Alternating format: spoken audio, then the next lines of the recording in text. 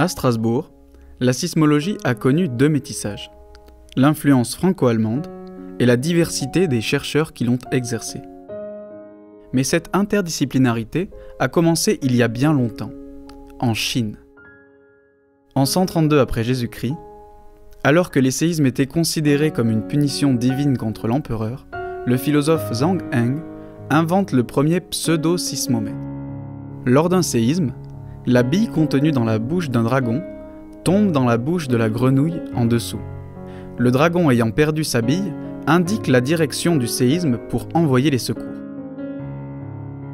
Bien plus tard, en 1755, le tremblement de terre de Lisbonne génère de nombreuses interrogations et la première étude scientifique.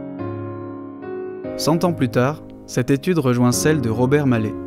Ce géologue irlandais, considéré comme l'un des pères de la sismologie moderne, invente la sismologie expérimentale.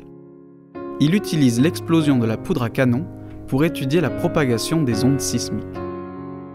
À l'image de Zhang Heng et Robert Mallet, la discipline n'est alors pas exercée par des sismologues, mais par des scientifiques issus d'autres domaines.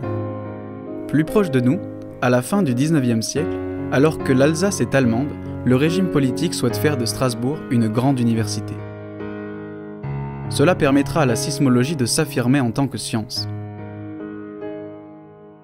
C'est à cette période qu'Ernst von Röber-Paschwitz, astronome, va inventer le premier appareil pour mesurer les séismes à distance. Grâce à lui, Georg Gerland s'intéresse à la sismologie alors qu'il est professeur de géographie. Il va alors créer la première station de sismologie à Strasbourg, qui deviendra un centre de stockage des données mondiales. Le fait que l'université ait été allemande puis française a énormément influencé la discipline, notamment pour la construction du fameux 19 tonnes. L'appareil qui se situe derrière moi, le sismomètre dit le 19 tonnes, est particulièrement intéressant parce qu'il est représentatif de cette période charnière où les sismologues français vont prendre le relais des sismologues allemands. En effet, ces derniers commencent à travailler sur la mise au point d'un appareil particulièrement gros.